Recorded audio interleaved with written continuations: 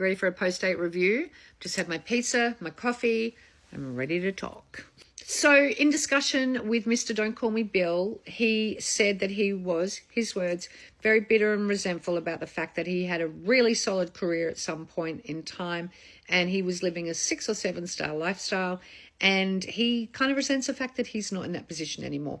And I know from dating other men who have had high success financially to come down that ladder and be back and kind of be unemployable is really, really tough for their self-esteem. And he said that he feels bitterness and resentment. And, you know, I could tell in his conversation that he's not through it. And you know what?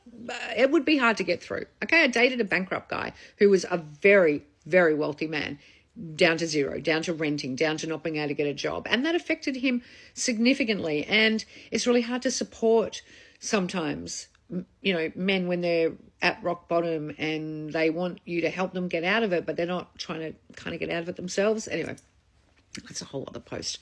Let's stay on track here. But I'm really glad I went. He is a really nice man. He's just not kind of worked through, I think, a lot of stuff. And I could just tell a few conversations he was jabbing a little bit. Oh, well, you know, you'll be in Italy in a few, oh, well, you'll be up north, oh, well, you know, you're successful. And I just thought, no, not doing it, not putting myself in this position to feel like I have to defend myself because you know, he said, oh, how long have you been running your business for? And I said, 25 years. He goes, oh my God, like you are an entrepreneur. Wow. And I think part of him was actually really trying to be genuinely complimentary, but the other part was just kind of pissed off. So I thought, no. I'll let him know today that, you know, I don't think it's going to work. And he has already texted just kind of said, let's catch up again. And he mentioned it last night. And, you know, I will have to have that phone call that didn't kind of play out like I thought it would yesterday.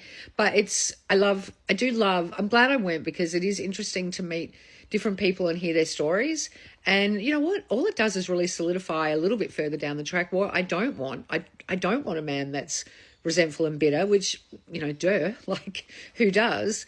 But he showed it pretty early, like very early, like immediately. So that's good.